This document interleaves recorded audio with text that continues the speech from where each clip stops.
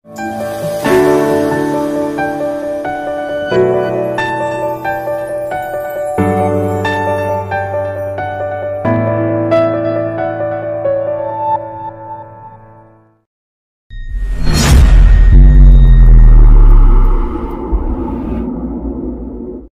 Friends, welcome to lucky Lakshmi vlogs. ఈరోజు మనం గుళ్ళోవ ఆలయ విశిష్ట గురించి తెలుసుకుందాం.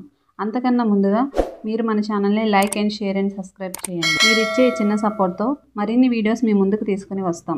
విశాఖ జిల్లా ఆనందపురం మండలానికి 5 కిలోమీటర్ల దూరంలో, పెందుర్తి దగ్గర నుండి ఈ దేవాలయానికి 20 కిలోమీటర్లు. పెందుర్తి నుండి నేషనల్ హైవే మీదుగా సర్వీస్ రోడ్ తీసుకోవాలి. కొంచెం ముందుకు వెళ్ళి రైట్ తీసుకుంటే బ్రిడ్జి కింద నుంచి వెళ్తే మనకు ఎదురుగా విజ్ఞాన్ రెసిడెన్షియల్ స్కూల్ బోర్డు కనిపిస్తుంది. ఇక్కడ నుంచి గుళ్ళోవ దేవాలయానికి 4 కిలోమీటర్లు. ఇలా మనం ముందుకు వెళ్తే 1 కిలోమీటర్ దాటిన తర్వాత ఎడమ చేతి వైపు మనకి దత్తక్షేత్రం వస్తుంది. ఈ ఆలయం చూడడానికి ఎంతో ప్రశాంతంగా, చుట్టూ పచ్చని చెట్ల మధ్య ఉండే ఈ ఆలయాన్ని గురించి తెలుసుకుందాం. మనం దత్తాత్రేయుడ దేవాలయాల గురించి చాలా రేర్గా వింటాము, కానీ ఇక్కడ ఒక దత్తక్షేత్రమే ఉంది.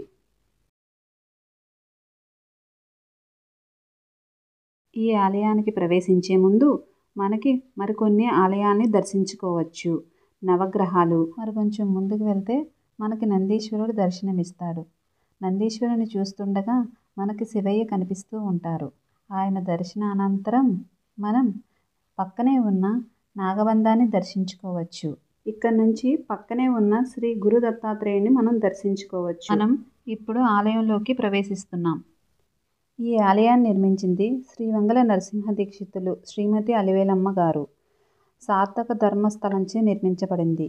ఇక్కడ విగ్రహ ప్రతిష్ఠ చేసింది శ్రీ మహాచక్ర యంత్రమైన దేవీపుర ప్రతిష్ఠదాత అయిన అమృతానంద సరస్వతి గారు. ఇక్కడ దత్తాత్రేయుడితో పాటు వినాయకుడిని, గాయత్రీమాతను కూడా మనం దర్శించుకోవచ్చు. క్షేత్రం దర్శించుకుంటూ అనంతరం మన ప్రయాణం ముందుకు సాగిద్దాం. ఇలా మనం ప్రయాణం సాగిస్తుండగా మామిడి చెట్లు, జీడి చెట్లు, కొండ ఉసిరి చెట్లు, ఇంకా అనేక రకమైన చెట్లు మనకు కనిపిస్తూ ఉంటాయి. వైద్య ఆరోగ్యానికి సంబంధించిన మొక్కలు కూడా ఇక్కడ ఉన్నాయి. ఈ దేవాలయ పరిసర ప్రాంతాలని తూర్పు కొండల అని కూడా అంటారు. కాలుష్య లేని సుందరమైన ప్రదేశం. కానీ ఇక్కడ ఒంటరిగా ప్రయాణం చేయకూడదు. ఎందుకంటే చిరుతలు, కోతులు, జింకలు, ఎలుగుబంట్లు, పాములు ఇక్కడ సంచరిస్తూ ఉంటాయి. ఈ దేవాలయానికి చేరుకునే ముందు శివపార్వతుల తనయనైన ఆ గణనాథుడిని మనం దర్శించుకుందాం.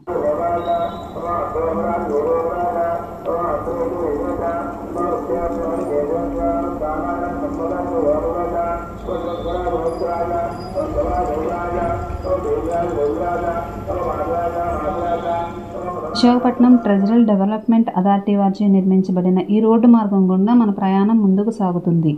ఇది ఎత్తైన కొండ ప్రాంతం అవ్వడం వల్ల ప్రయాణం జాగ్రత్తగా సాగించాలి. ఎత్తైన కొండలతో, పచ్చని చెట్లతో చూడముచ్చటగా ఉంటుంది ఈ ప్రదేశం. మనం ఇలా కొంత దూరం ప్రయాణం చేసిన తర్వాత మనకి వాయుపుత్రుడి దర్శనం అవుతుంది. కొండంత ఎత్తులో ఉన్న హనుమాన్ని చూడటానికి ఆ 2 కళ్ళు చాలవు. ఇక్కడ వాహనాలు నిలిపి ఇక్కడ నుండి మనం నడక ద్వారా ఆలయానికి చేరుకోవాలి. మెట్ల మార్గం గుండా ఉత్తరాన నారాయణేశ్వరుని దర్శించుకోవచ్చు. ఈయనకు నారాయణేశ్వరుడు అనే పేరు ఎలా వచ్చిందంటే, ఇక్కడ తూర్పున అతి పురాతనమైన నారాయణైన వేణుగోపాల స్వామి మందిరం ఉండడం వలన. ఇక్కడ మీకు కనిపించే జలధార ఎంతో అద్భుతమైనది. ఎందుకంటే ఎక్కడి నుంచి వస్తుందో ఇప్పటి వరకు ఎవరికీ తెలియదు. ఇది కొండల నుంచి రావడం వలన చెట్ల వేళ్లను, వనమూలిక మొక్కలను తాకుతూ రావడం వలన ఇందులో స్నానం చేసిన, నీరు తాగిన రోగాలు, చర్మవ్యాధులు తగ్గుతాయని భక్తుల నమ్మకం. ఇక్కడ కార్తీక మాసంలో సందర్శకులు ఎక్కువగా ఉంటారని స్థానికుల కథనం. స్నానం ఆచరించి ఆ స్వామివారిని దర్శించుకుని పునీతులు అవుతారంట. స్నానం ఆచరించిన అనంతరం మనం సుబ్రహ్మణ్య స్వామి దర్శించుకుంటూ స్వామివారి దేవాలయానికి ప్రవేశిద్దాం.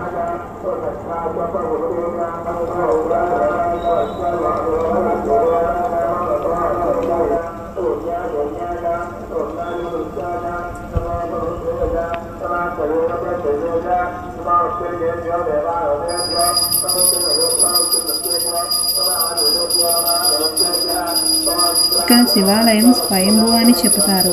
మీరు బాగా గమనించినట్లయితే శివలింగం బొటలు వేనంతే ఉంటుంది. ఇక్కడ మరో విశేషం ఏమిటంటే శివలింగం కింద నుంచి జలధార ప్రవహిస్తుంది. శివయ్య దర్శన అనంతరం పక్కనే ఉన్న ధ్వజస్తంభాన్ని దర్శించుకుంటూ పక్కన మెట్ల మార్గం గుండా పైకి చేరుకుంటే మనకి కుడివైపున ఒక ఉసిరి చెట్టు కనిపిస్తుంది.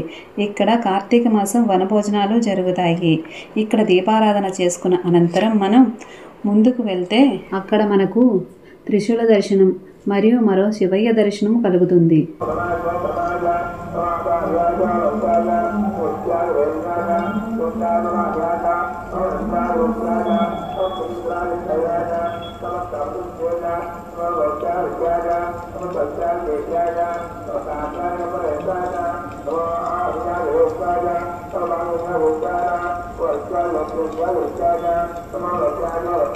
ఇక్కడ నుంచి చూస్తే మనం శిఖర దర్శనం చేసుకోవచ్చు. శిఖర దర్శనం అనంతరం పక్కనే కనిపిస్తున్న పొదల వద్దకు చేరుకుంటూ మనం శిథిలావస్థకు చేరుకున్న మెట్లు కనిపిస్తాయి. ఆ మెట్ల మార్గం గుండా మనం కొంచెం ముందుకు చేరుకోవాలి. ఈ మార్గంలో రాకపోకలు లేకపోవడం వల్ల పిచ్చి మొక్కలతో దారంతా మూసుకుపోయి ఉంటుంది. ఇక్కడ నుంచి మనం ఒక 15 నిమిషాలు ప్రయాణం చేసిన తర్వాత మనకి పెద్ద పెద్ద బండరాళ్ళు కనిపిస్తాయి.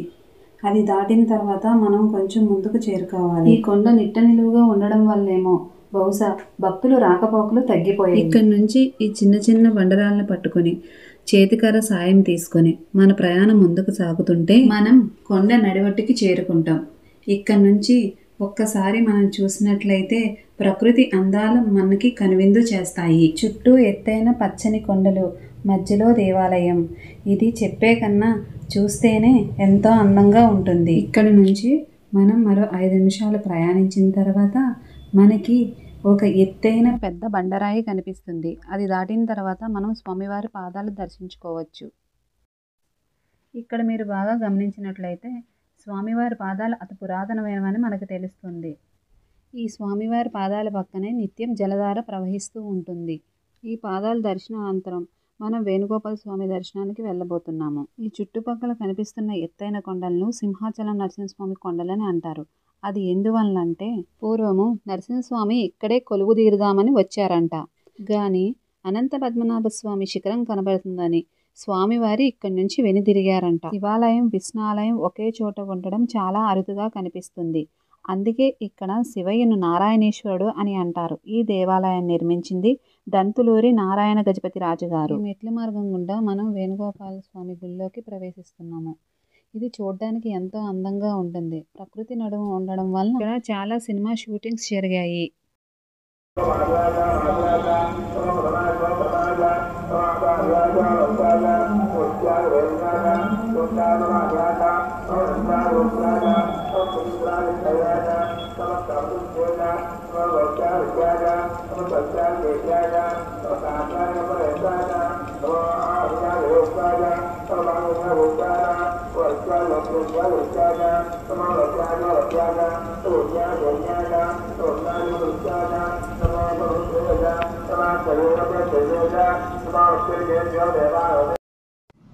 ఈ దేవాలయం గురించి అనేక విధాలుగా అన్వేషించగా కొన్ని చరిత్రలు తిరగేయక ఒక అడుగు ముందుకు వేసి ఇప్పటి వరకు ఎవరూ మీకు చూపించలేనిది మేము మీకు చూపిస్తున్నాం.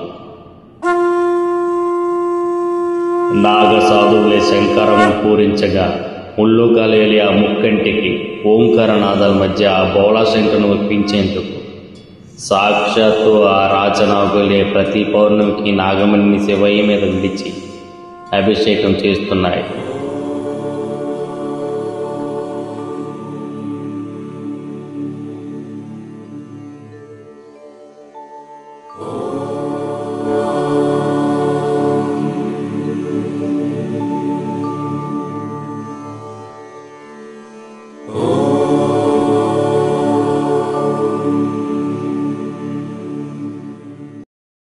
మనం వెళ్లే దారిలో పుట్టలు, నాగకుసుబాలు, ఈ ప్రదేశం అంతా చెట్లతో, పొదలతో శివయ్య జటాజోటు వలె కనిపిస్తుంది. మనం వెళ్లే మార్గం అంతా నాగేంద్రుడు వెళ్లే దారి వలె మనకు అనిపిస్తుంది. ఎంతో కఠినమైన ఈ మార్గం గుండా వెళ్తుంటే ముందుగా మనకి శివయ్య వాహనమైన నందీశ్వరుడు దర్శనమిస్తాడు. మీరు బాగా గమనించినట్లయితే ఇది ఎంతో పురాతనమైనది. నందయ్య మీద ఉన్న ఆభరణాలే మనకి సాక్షులు. ఇంకో విశేషం ఏమిటంటే నందయ్య చిరునవ్వు చిందిస్తూ మన్నే చూస్తున్నట్టు అనిపిస్తుంది. ఇది ఒక అరణ్యం అవ్వడం వల్ల శివయ్యకు ధూపదీప నైవేద్యాలు ఏవీ లేక ఈ ఆలయం శిథిలావస్థకు చేరుకుంది. హరహర మహాదేవ్ అంటూ మనసారా ఆ శివయ్యను దర్శించుకుందాం.